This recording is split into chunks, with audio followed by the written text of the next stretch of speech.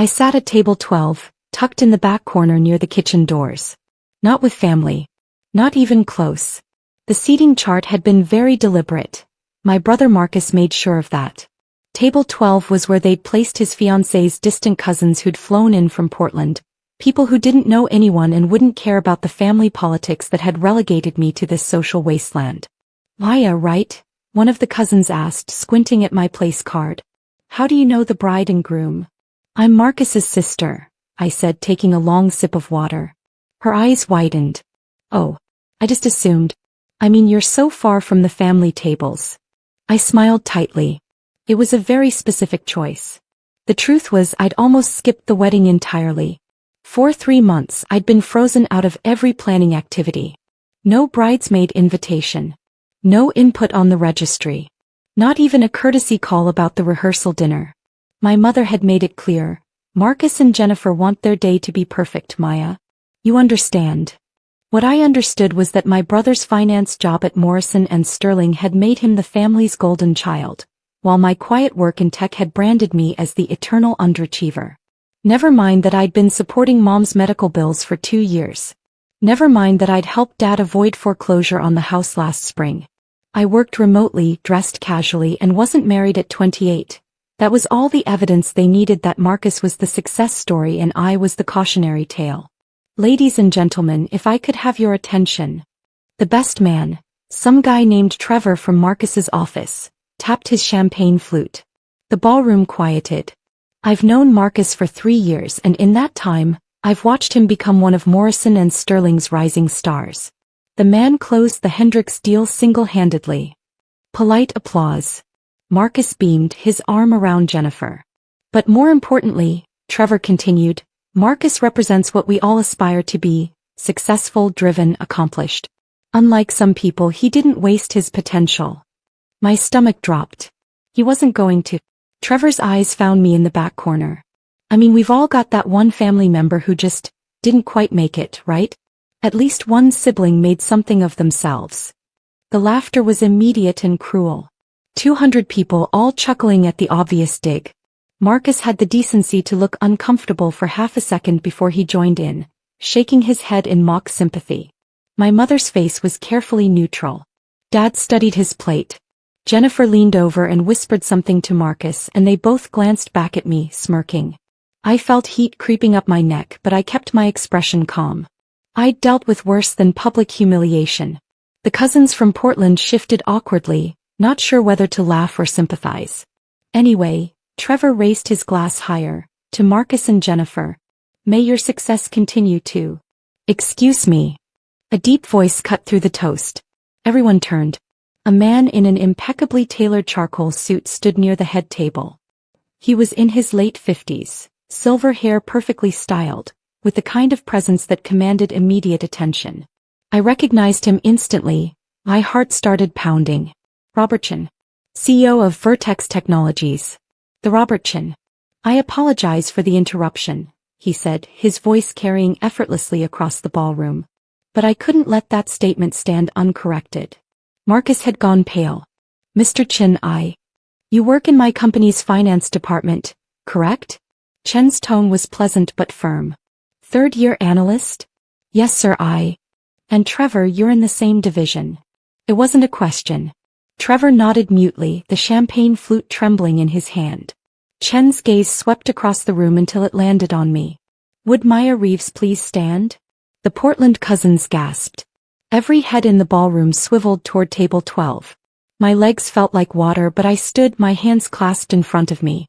For those who don't know, Chen said, walking toward my table with measured steps, Maya is the lead architect behind Vertex's new AI integration platform. The system that's projected to generate $800 million in revenue next quarter.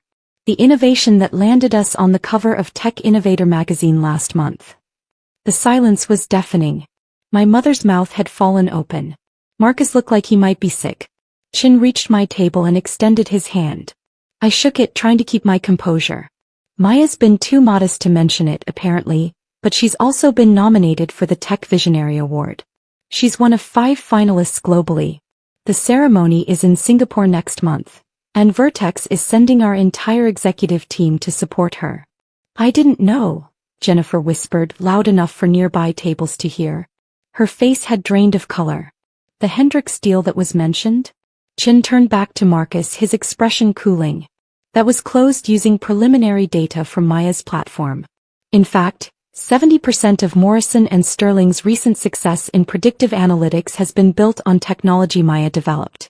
Technology she's been generous enough to let us license to partners at a reduced rate.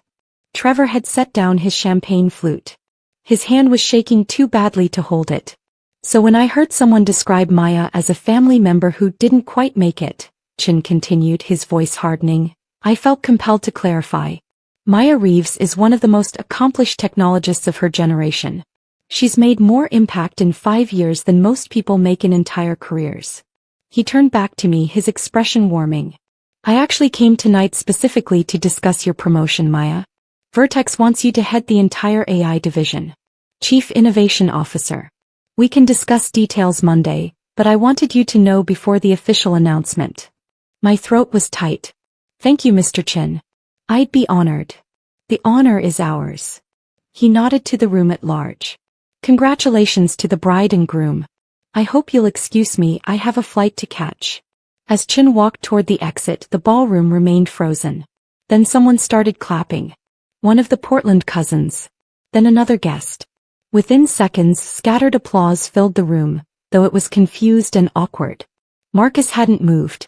Jennifer's carefully styled hair seemed to wilt as she processed what had just happened.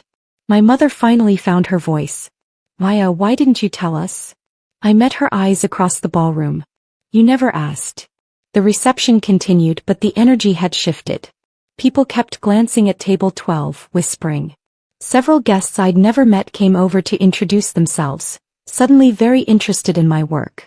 Marcus's college friends who'd been laughing at Trevor's toast minutes earlier, now avoided eye contact. Trevor disappeared entirely, slipping out a side door 20 minutes after Chen's departure. I later learned he'd been quietly asked to leave by one of Morrison and Sterling's senior partners who'd attended the wedding, apparently making public jokes about the lead architect of their most valuable technology partner was considered poor judgment. Marcus found me during the cake cutting. Maya, I didn't know Trevor was going to say that. But you laughed, I said simply. I didn't realize. You didn't realize because you never bothered to learn what I actually do. You assumed that because I work from home and don't wear suits, I must be unsuccessful. You built an entire narrative about being the family's only achievement, and you never once asked if it was true. Jennifer approached, her smile brittle. We should have included you more in the wedding planning. That was wrong. Table 12 was a choice, I said. The toast was a choice. Not inviting me to the rehearsal dinner was a choice. You made a lot of choices about what kind of family member I was worth being. I hope they felt right at the time. The wedding photos told the story better than words could. In every professional shot I was absent or positioned at the edges. But the candid photos that guests posted to social media showed something else. Robert Chin shaking my hand, Marcus's ashen face. The moment the ballroom realized their assumptions had been catastrophically wrong. On Monday the official announcement went out. Maya Reeves, Chief Innovation Officer, Vertex Technologies. Salary, $480,000 plus equity. The same day I called the accountant handling Mom's medical payments and Dad's house situation. I'll need you to draw up new terms, I told him. Anonymous donor status is revoked. I want every payment clearly documented with my name attached. Are you sure? He asked. You wanted to keep it quiet before. I'm sure. And starting next month, the payments stop unless both recipients agree to family counseling. Professional, neutral counseling focused on communication and respect. Mom called that evening. Maya, we need to talk about this counseling requirement. No, Mom. The requirement stands. For 2 years I've covered your bills and Dad's mortgage while being treated like the family embarrassment. You want my help? We fix the family dynamic. Otherwise you can ask Marcus for the money. I'm sure his third-year analyst salary will stretch. She was quiet for a long moment. I'm sorry. I'm so sorry, sweetheart. We didn't see you. You didn't want to see me, I corrected. But that changes now or I'm done. Marcus sent a long email apologizing, explaining that work pressure had made him competitive, that he'd felt threatened by my success without realizing it. Jennifer added her own apology, noting that several wedding guests had asked pointed questions about why the groom's accomplished sister was seated in the back. I read both emails twice, then archived them without responding. Maybe someday we'd rebuild something. But forgiveness wasn't free and family wasn't a shield against consequences. 3 weeks later, I sat in a Singapore ballroom wearing a custom gown, waiting to hear if I'd won the Tech Visionary Award. Robert Chin sat 2 seats away, the entire Vertex executive team arranged around our table. My parents had asked to attend but I'd declined.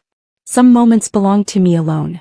When they announced my name as the winner, I walked to that stage thinking about Table 12, about Trevor's champagne flute, about the laughter that had filled a ballroom at my expense. The applause that filled this room was different. It was earned. And it was mine.